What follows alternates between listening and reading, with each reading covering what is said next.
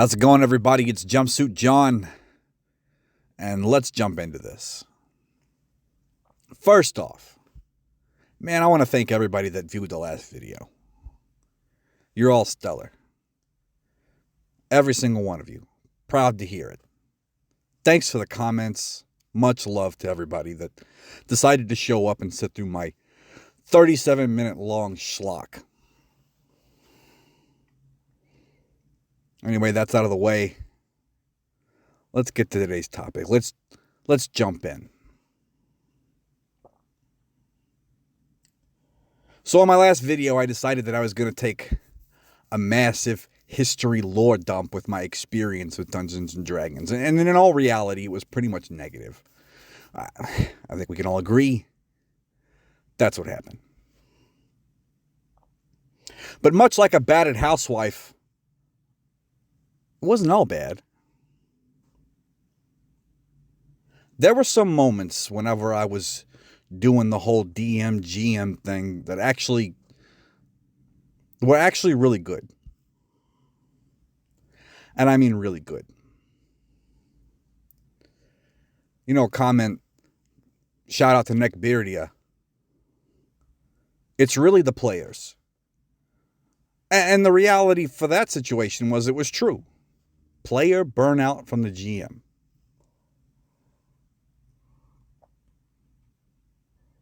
There were players that would they took it as an opportunity to be a giggle fit.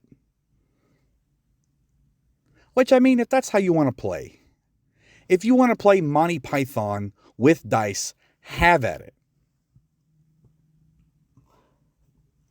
No complaints from me. Unless I'm GMing. I kind of want the atmosphere to be a little bit more serious. Mostly because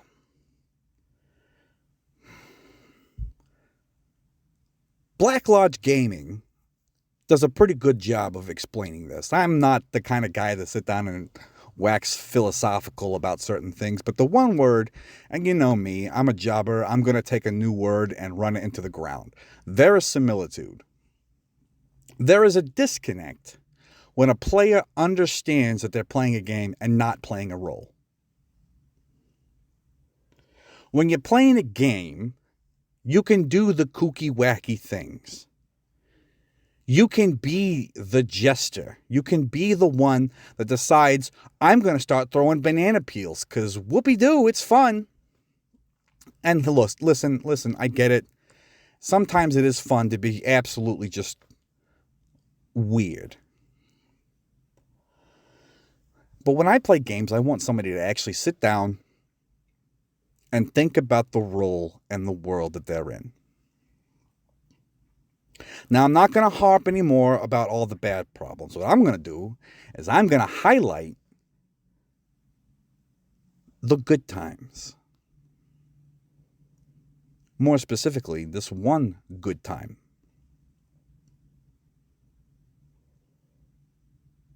I always find that in games, generally, correct me if I'm wrong or if you've had a similar experience or a completely different experience, let me know down in the comments.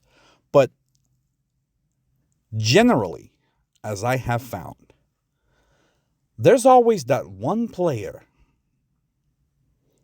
that is just tops. They get it. They 100% understand the task they are given. And they do it, chef's kiss. Ready to go. Good on them. They run well. They know the role they're playing in. And they don't act like an idiot. They act like they're in the world. They understand that their actions have consequences. And they critically think about situations. Oh, Jumpsuit, what are you yapping on about? Let's get to it. About, I'll say, 9 years back. If you can figure out dates, I'm aging myself. I'm a pretty old dude. About 9 years back, I'm running a game, and I love this game. I still love it. It's one of the best things that were ever produced from Wizards of the Coast, in my opinion. There were some problems with it. I'll get to that eventually, but it was a great game, and I loved it. And here's the reason why. The game was Gamma World. Now, Gamma World, as far as its setting is concerned, is just mutant madness, right? Humans, they're gone. Heck, I love this game so much that I can't do it now, but almost verbatim can memorize the introductory paragraph to that game. Once upon a time, there was a big mistake. Something happened. Some people blame the Mass Hadron Collider in Geneva. We don't know. But an experiment took place, and in one single point in time, all multiple possible universes converged at one time for 1 second. In some of these universes, not much had changed. You know, the Red Sox are more celebrated than the Yankees. Timmy decided to go play kickball instead of baseball that weekend. Not much changed. But in other universes, ooh, buddy. Baby Nikola Tesla decided to take over the world with a robot army. Nuclear war happened on like 60% of the different universes. Dinosaurs never died out. The war between heaven and hell actually happened. And I think one of the things was it said that like the entirety of the world's nuclear arsenal dumped that arsenal on the town of Prestego, Washington, because it had to be done. Whatever that means, I don't know the joke. But if somebody in the comments can tell me what that joke is actually relating to, it'll settle a mystery that's decades old for me. Or at least a decade. Anyways, we're playing Gamma World. Now, in Gamma World, the reason why I like it so much is because it narrows the focus. A lot of times, whenever people decide to create a character, listen, they're biting off more than they can chew. A class in a role-playing game is not supposed to be the title of your character. You are not supposed to be Blim Blam the Barbarian, right? You are supposed to be Blim Blam. If someone were to describe your character in the game setting, they would normally call you a barbarian, a savage, a wild man, right? I think it was, I forget where I heard it from, but there was a quote. Let me go off on a tangent. It was this lady, right? And she's doing a writing assignment. And the writing assignment that she has from a professor is to write about a specific building. It's like architecture or something like that, right? She hands in her paper about the building, and the professor turns it back with an F. The girl goes, "What did you do? Why did you do this?" "I fulfilled the assignment tasks to the letter." And the professor said, "Yeah, but this is supposed to be a creative writing. And you gave me such vagaries that I can do nothing with this. There's no heart here. There's no creativity. It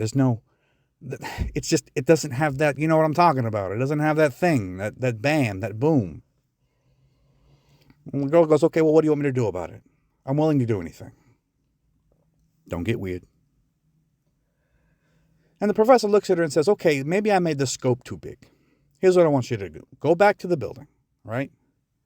No longer do I want you to describe the building. I want you to describe an individual brick within that building."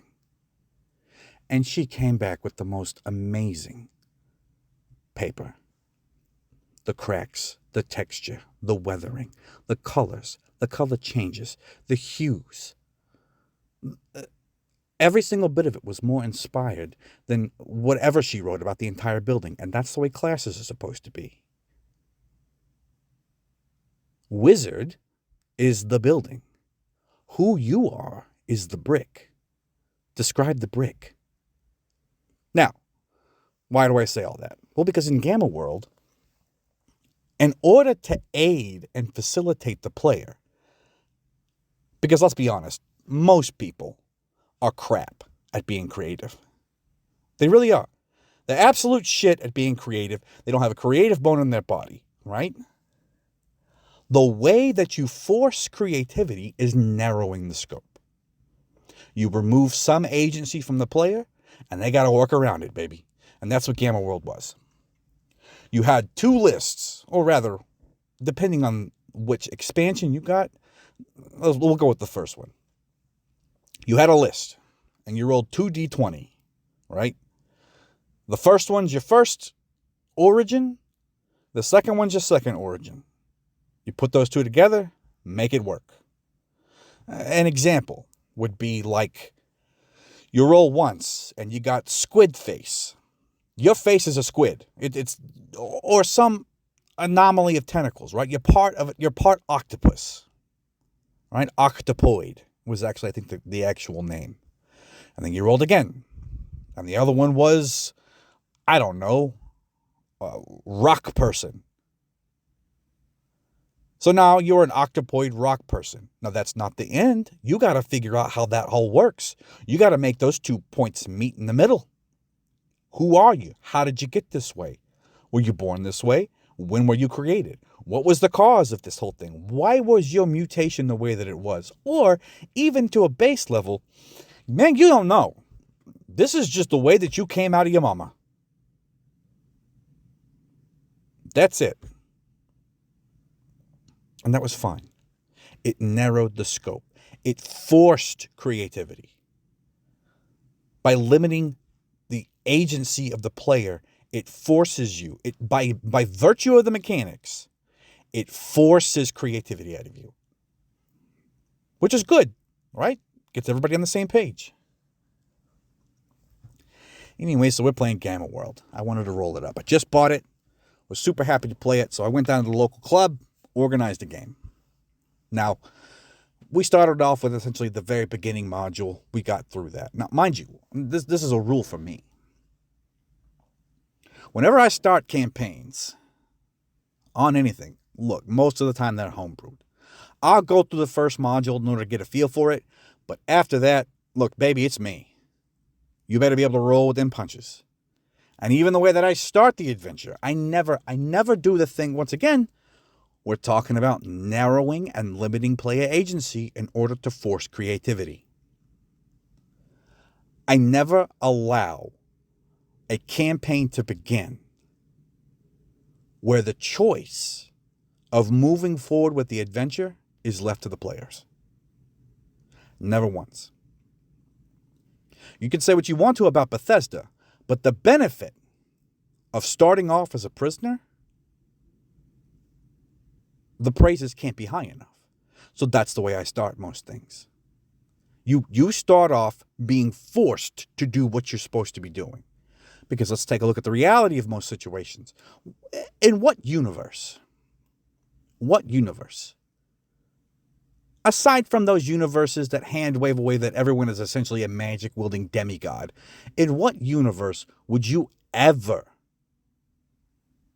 go down into those deep places to fight those crazy sons of bitches under the ground? Or into the woods that you know has monsters in it? Listen, all throughout human history, we made stories to prevent children from going into the woods. And for some strange reason, this entire group of 6, maybe 7 people decides, you know what? We're going to ignore the entirety of our upbringing and all of our environmental conditioning and just go do this thing. Is it out of the realm of possibility? No. But which one of the two is more likely? That you're going to say, oh, fuck that, I'm not going out there. I'm comfortable here. Or are you going to say, you know what? Let's just go and do it. Topic for another day, but that's the way I see it. So I start games forced. And in this game particularly, all the players were forced with a bomb collar. And they were told by a random voice coming over the speaker, they're going to save the world. So the first campaign, the first little module gets done. I hand wave away a couple of things because that's not the meat and potatoes of what I want to do. In the Gamma World book, there's a lot of art. And art's a great place to get inspiration from. And I got inspiration from this one particular piece of artwork within the book. It was a murder robot. This tripod robot with a face, a head, and a gun, ready to just sitting on top of rocks looking menacing. But in the hand, if you looked real close, it was holding a teddy bear. Immediately piqued my interest. Here we go. This is what we're going to work with. First module concludes, right? And we're going to talk about Gary. Gary the Android Yeti. He played it straight. His character had no clue how he was part android, part Yeti. Didn't know. But could care less. His actual name that he wrote into his character name was Gary the Android Yeti. You could call him uncreative. That would be fine. The name does leave a little bit to the imagination, or lack thereof. But he knew himself and he knew what he was playing and he played his role perfectly. And here's how. So the little speaker in the bomb collar tells the players, move east and you'll find a mountain. Go around that mountain and you'll find a tunnel. Follow that tunnel and solve the problem under the mountain. And that's all I told them, right? Because I'm a firm believer that as a dungeon master or as a game master, your job is not to railroad a story. Your job is to set up a scenario. So they find this mountain, they find a hole in the ground, right? And they go down. And I have this all set up. I'm pretty good at improvisation, but I have a few key points set up ready to go. I don't prep much. I'm pretty good at improv. So they go in this mountain, they're going down, they're climbing down. There's a few rats, there's a few things that they got to fight, some strange creatures, until they get to this large open cave network. And inside they see crystals. They do a little investigation, Gary specifically, because he's the only one that isn't going ooh ah and trying to make some random fart joke. So he rolls to investigate these crystals. And he finds out that these crystals aren't actually crystals. They're solidified data. Right? That they're data in its raw form present in the world. Now, how can this be possible? Dude, I don't know. This is literally the point where you look at it and say, it's Gamma World. Anything weird can happen. I know what I said earlier about verisimilitude. Get off my back. Anyways, they have crystallized data inside of this place. So they start touching it. Now, the wonderful thing about Gamma World, and I think most games, is they have like a random item like table. So I rolled on that. Every single time that somebody messed with something, I would roll on that, and that's what you'd get. So, you'd get like a screwdriver, you get like a pair of tubes, or you'd roll it again, and you got like a blow-up doll. Strange things like that, right? Anyways, at the top of this cavern, they see the robot. They all roll their persuasions. Well, not persuasions, their perceptions.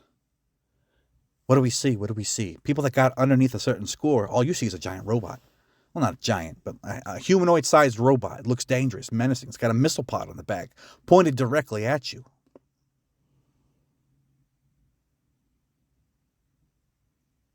A couple of them got some good rolls, and they spotted the teddy bear.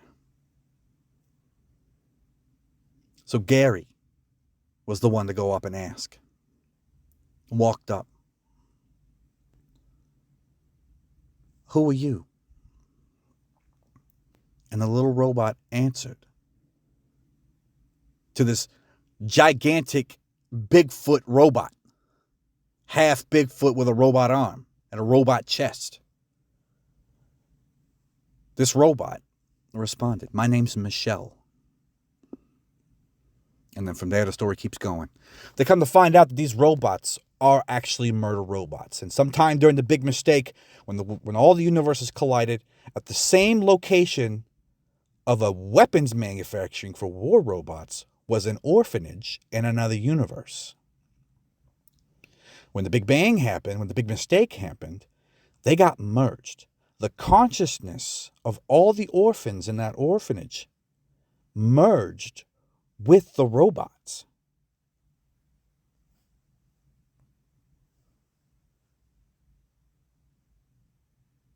So there were these kids, these children perpetually stuck inside of the bodies of murder robots.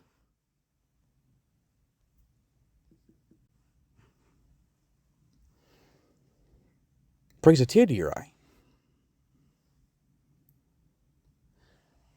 Anyways, as they keep going on and they start learning more, they come to find out that these children are still under the protection of their headmistress, right?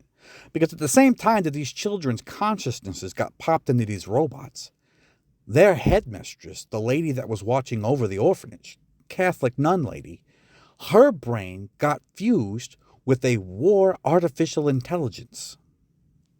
But instead of taking over the war artificial intelligence, which was just housed inside of a big computer, the two identities got scrambled. So whereas the AI had the primary function of warfare, this little nun had the primary function of protecting these children. And over the centuries, these particular two parts of this new artificial intelligence, which I called Mother Superior, great name, Kino name, wonderful idea. I couldn't have thought of a better name, if I had a million years. Mother Superior, she was going back and forth on what to do with these children. She kept them inside of the mountain, right? Because she feared that somebody was going to come in and use her children for ill-gotten gains. But the other side, the war artificial intelligence, was fighting back, saying, no, no, no. The way to protect these children is for them to go out of the mountain and murk everybody. If everybody's dead, nobody can hurt the kids. Sound logic. Mother Superior had a gigantic robot that was a dumb robot. And what I mean by that, it had no conscious feelings of itself and was directly hardwired, by Bluetooth to Mother Superior, right? Giant robot. Didn't harm anybody, but, patrolled the place. They came to find that there was actually another robot that was living here. A guy after. Fully robot, right? But completely conscious, completely sentient. He had come in here after and found these children and found Mother Superior. And his little metal heart broke. So for the last 400 years, he's been trying to devise a way to get these kids' consciousnesses out of the robots and back into regular bodies. Right? So, as you can see, we're setting up for like a Mass Effect dilemma. Do you side with Mother Superior and let the robots go out on a rampage? Or do you side with the robot, who the kids have affectionately named Big Brother, and have these kids saved? Well, but here's the conundrum. Yeah, these war robots may be robbed of their children consciousnesses, and their children consciousnesses may be put back into normal, regular human bodies. But now, you have a group of kids that are regular, normal, not mutated people walking around in a world full of monsters. What do you do? A couple of options here. Side with Mother Teresa, side with Big Brother. Or do the third option, which is not the best one. Murk everybody. Don't get me wrong, there was a couple of people at the table that was the option they were going to go with. We can solve this whole problem. Kill everybody. Well, that's wonderful thinking. But not Gary. You see, Gary had a plan. The biggest problem that Big Brother had, right, is he had no way of transferring the data that was inside of the robots into the data of the newly cloned bodies that he had for all the children.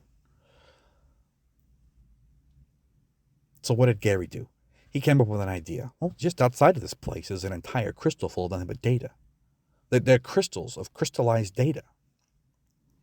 What if I can modify that and we could somehow implant these crystals into the children, like a data transfer? What if I could figure that out? Well, the specifics are definitely loose. Could you actually do this? Probably not. But he brought the idea to Big Brother. And he really wanted to go with it. And to be dead honest, it was the most creative idea out of the entire bunch. So I ran with it, right? I was gonna look, if somebody at the table gets creative, reward the creativity. Reward it. It's wild, it's kooky, it's crazy, but it fits. Let's run. Let's go. Anyway, so he brings up the idea to Big Brother. Big Brother's like, "Oh my God, I think this actually might work. We might be able to do that." And so Gary and Big Brother go down to the Crystal Cave and they start just trying to figure out some sciencey way in order to do this. And what do you know it? Gary rolled a 20. And one of the things that he rolled, believe it or not, that was on the item list was a brain transfer device. Because in Gamma World, you have the option of rolling for random items or drawing from a deck of cards. Now, the deck of cards thing was an add-on to Gamma World. Not really an add-on. It was kind of crucial to the gameplay, but it never really made sense to me, so I didn't play it. I never bought it in the extra card packs. I only really had the starter card pack. And when he drew a 20, it allowed... I made the caveat to actually draw from one of the cards that has, like, mechanical, like items, right? The temporary use items. But this temporary use item was a brain transfer gun, right? So he gets the brain transfer gun. Random check, right? Random roll on the cards, but he got it.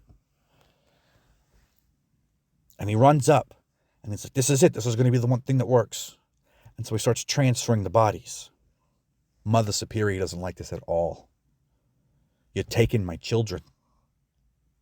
They're going to go out to this horrible, harsh, hostile wasteland. And they're going to die.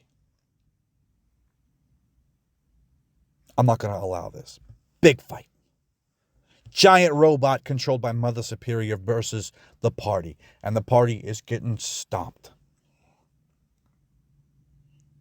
Gary he's trying his fastest. He's trying to convert the robots over to the children. And he's doing it one by one by one by one. And there's 10 children, right? They've got to hurry. Because if they don't hurry, Mother Superior is going to bring the whole freaking laboratory down. And these kids' comatose bodies are going to be destroyed. What are we going to do? Because of the competence of Gary, it inspired another player to actually think for a second. They rolled as one of their origin as a teleporter. They create portals. So she created a portal that would lead outside of the mountain. It has to be someplace that you can remember, and she pictured it in mind's eye right outside of the mountain, about maybe 2 miles away. Now, what Gary kept hidden is that during the time of him playing with the data crystals originally, he had rolled up a pocket nuclear reactor.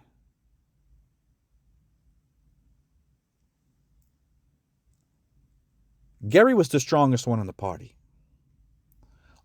All the kids had been transferred over, and they were trying to get them one by one into the teleporter.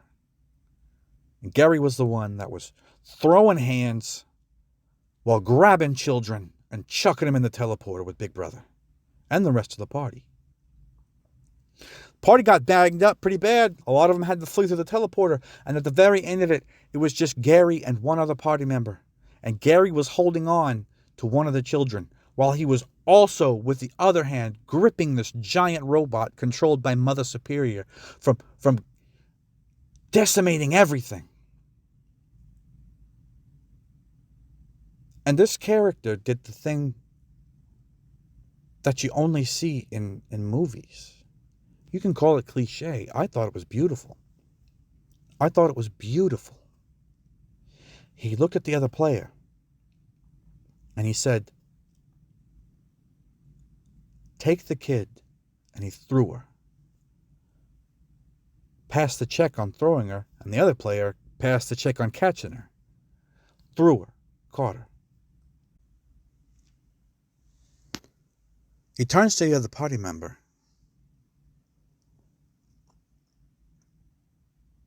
I'll catch up.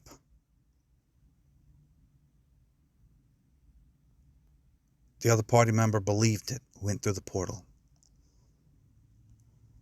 And Gary the android Yeti looked at me and said, I overclocked the nuclear reactor. I combine it with my android core.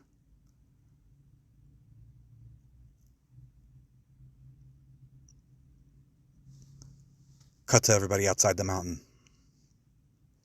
They're all safe. Teleporter can't stay open for much longer. Where's Gary? He said he was going to be right behind me. And then the mountain expands, a loud boom, and then crumbles on its own weight.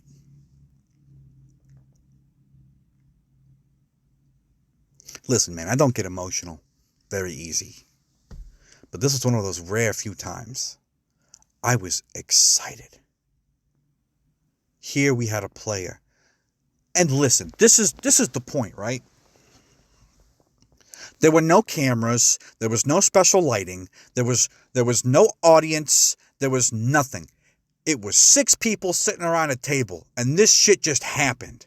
Because one player decided to take some agency in their character and took some responsibility, right, in the role they were playing, and created this tragically beautiful moment. The portal collapsed. And some of the other players were crying. Gary saved all of them. He didn't save all of them because he was the chosen one. He didn't save all of them because he was special and given pet privileges by some dungeon master, which was me. He won because he was competent. He had this moment of heroism in this terrible world, this horrible, mutated, ash-covered, jungle-covered, monstrous world. And he played his role. I gotta save these kids. And if I don't do something about Mother Superior, it's never gonna end. The only 2 things that can stop it is a nuclear meltdown and my atomic core. Fair trade.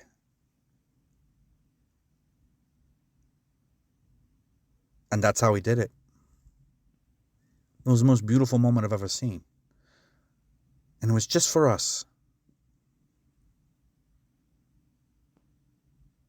It was just for us. There was nobody else that was for. That was for the 5 people, 6 people, me included 7, that were at that table. Beautiful moment of sacrifice, organically created. None of us railroaded. He didn't even ask me beforehand. There was no conversation about, hey, I'm looking to retire my character. How can I go out in the blaze of glory? He made the decision. He played his role. Did it lead to his death? Yeah. But it was the most meaningful death in that entire campaign. So what am I trying to say with this, right? There were good times. There were good times back in the day. And listen, if you're playing and you find that one player that they get it. They absolutely get it. They're playing their role. Reward that. Don't make him your pet, right? Don't make him the main character by default. That's not fair. But what I've come to notice is that competent players, by virtue of just being competent, become the main characters.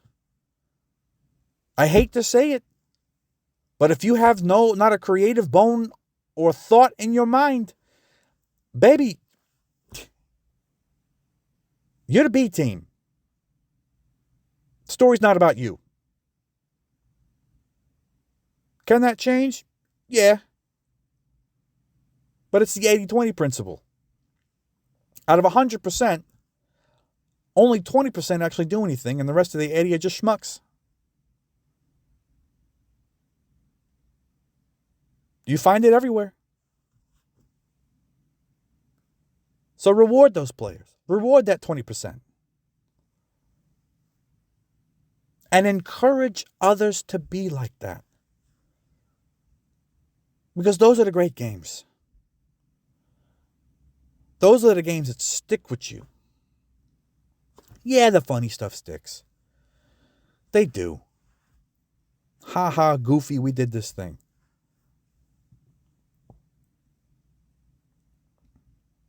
But it's those moments when you got that person, or even an entire party, playing their role and pretending accurately to the world they live in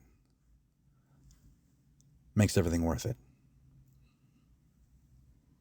Hey, listen, I hope you got something out of this. I hope you learned something. I hope that you felt something, even if it is just some weirdo rambling on the internet.